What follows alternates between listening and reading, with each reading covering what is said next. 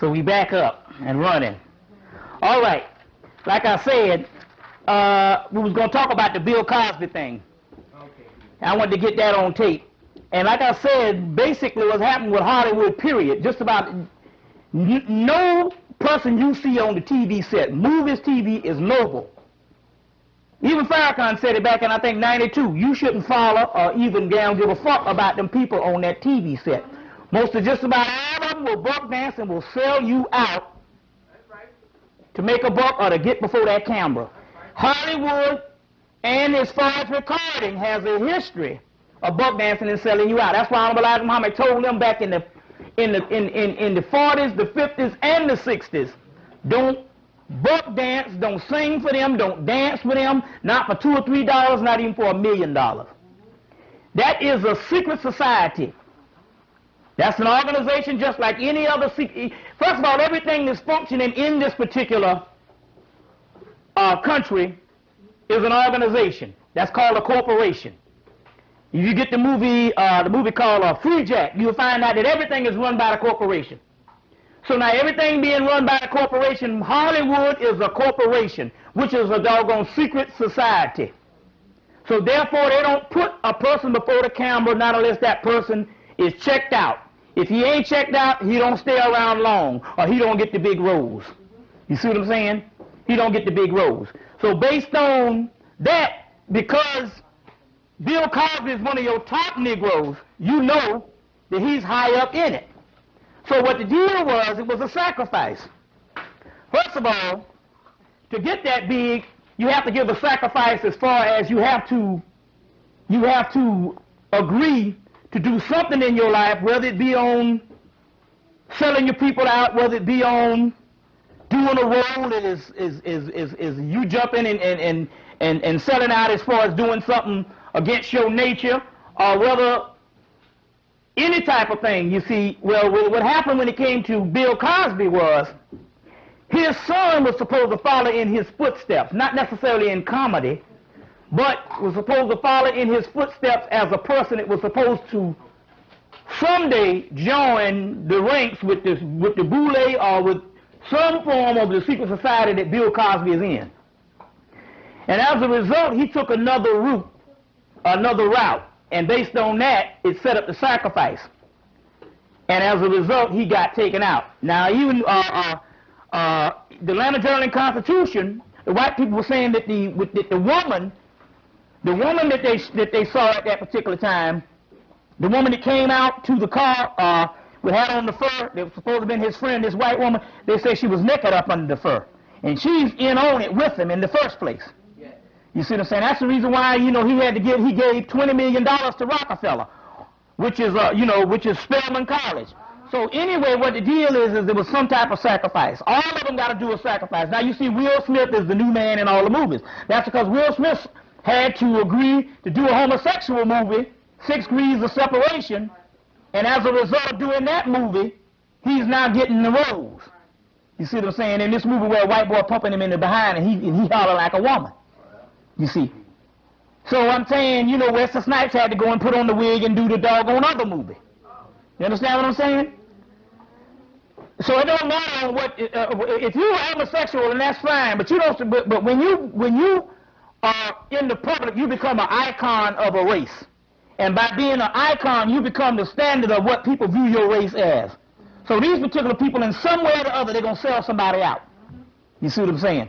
So as a result, it was a sacrifice, and you know it was a sacrifice because the day his son got killed, if you notice, I said, this man here, it was almost like he wasn't even surprised, if you notice. He was like, oh, he was my hero and smiling and stuff. Now, when Sally Jesse Raphael's daughter got killed in something like this, she took almost damn near 2-3 months off before she came back to work. This nigga back on the job a week later. Then the whole thing that went down with the woman accusing him of being the father and all. And this is the key part. One thing about the white boy, and one thing you can say about Bill Clinton is to be admired for one thing. They will have a new charge against Bill Clinton's ass every week. Bill Clinton be like, wasn't me. I don't know what the fuck y'all talking about. It wasn't me. And go on smiling and waving or whatever. You see what I'm saying? That's right, OJ. Even though we know you didn't do it, but that's still a good strategy, deny it to the end. So they said, did you beat your wife? I don't know what the hell you're talking about. Why is that? Because the white boy got a public policy. They don't have to explain themselves to the world. And that's what the thing with Bill Clinton said, well, I'm going to go down kicking and screaming. If you put me in jail, I'm going to still say I didn't do it. That's the way the cracker do things. Now, this is the funny part about it. Even when the doggone white man went with Bill Cosby and said, we got this woman ain't your daughter or whatever, he still volunteered information about how he screwed around with this particular person's mother 20 years ago. Why would you say that when nobody had insinuated this in the first place? Why would you give up some damn information? Why is that? You see, that's because this whole thing, you see, this whole thing was always funny, and you know the whole thing is the simple fact is, go and look at the Bill Cosby from Let's Do It Again and Uptown Saturday Night, and look at the one now. They're two different people. That ain't even the same real person. Two different people. So naturally, if he a damn clone and the son get killed, it ain't gonna phase him up a damn. You see what I'm saying? Because this shit is this thing is deeper than what you think it is. Take for instance now, look at this. Let me put this list on the tape. This is a list. It's funny why, as in history of Hollywood, you can't find 10 white people, you can't find 3 white people that was famous, super famous, that married a black person. But just about 98% of all the doggone famous people, you got a new crop now, but they so degenerated now until they do any damn thing. But you got just about most of your famous black people in Hollywood history married white people. Now look at this list. I compiled this list. I had a bigger list in '92, but I compiled this list again off the top of my head. One night. I had a bigger list, but this one came up to 67 people, which basically ain't that many Negroes in show business in Hollywood. So therefore, that's a lot of people. That's basically the majority of most of the people in the list. Consists of people who was married to white people at one point. It don't necessarily mean that they're still married or are still married. You see what I'm saying? But at one time was married to white people.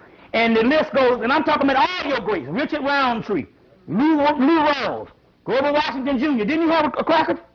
Yeah. Earl Jones, he had 2 crackers. Harry Belafonte, Cuba Gooding Jr.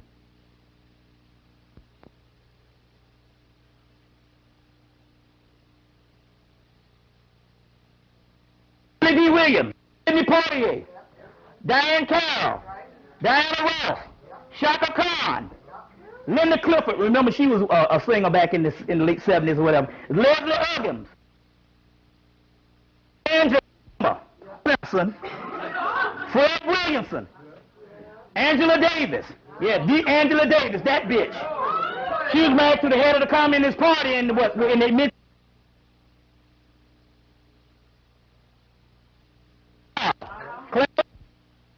Frederick, we even get some Melvin Van Peebles. Remember, she was on Red Fox, because he had a Chinese. Sleeping White, what the hell? Richard Pryor, Lynn Whitfield. You remember she married one, she got rid of him, but it don't matter. Somewhere in their life they came in contact with the beast. Yepa Kehoto. Prince got him a new cracker. That's a cracker. Michael Jackson, then on his second cracker. Iman married to David Bowie. Quincy Jones, he owned second cracker. Rick James, he beat a black sister ass and got in prison over some old white dope asshole. Brad Carew, he begging now because he done married the cracker, and now the genes all messed up and he can't get nobody for the bone marrow transplant because he got some old Jew woman. Remember this type thing here. Mel Carter, Kim Fields, that's, you know, she married a Korean mug, you see. She married a nigga who sell cheap shit to black people, a damn Korean, of all people. Sell cats and dogs to black people in them damn Korean shops. Paula Abdul, Mariah Carey, Roxy Rocker, remember her, that's Madge Sinclair, Al Jarreau, Carl Weathers, what's the girl, what was her name, the other black girl that played on Living Single, the one with the braids, the dark-skinned girl? Alexander. What's her name? Erica Alexander. She getting ready to marry a cracker that produced the movie Eraser. She showed the big ring on his finger. Eric Alexander. Darian Haywood, he did the Jesse Owens story. Lynn Moody, remember her? She played, she used to be an actress in the 70s. She played with Richard Pryor in the movie with Margot Kidder. I can't think of the name of the movie right now. George Stanford Brown. Denise Williams, she married a cracker. Anne Marie Johnson, that's the black girl that was on the Heat of the Night with what's her name wife? Janet Jackson. Latoya Jackson, all the Jackson mothers, you see. Tina Turner, Ike Turner. Let's see. Ike Turner. And this is just off the top of my head. Last Sunday before I went to the lecture, I took about 20 minutes, and this is what I got off the top of my head. Can you imagine? What? You left out Della Reese. Della Reese, okay, right, Della Reese. And there was another one, too, that you all might can think of some right quick. You know, we'll put them on the list, you see. But what I'm trying to say here is when I wrote the list out in 1992, it was close to 90-something people. And that's amazing, you say. Now, that lets you know that you are degenerated down into a doggone crazy buffoon race to the point where everyone that becomes noble or everyone that is lifted up in this society go and get disease. Yep. See what I'm saying? Ain't that something? Now, take for instance, I want to get into this right now because these are things that's really things that, let me explain something, how the attack on the character is going on.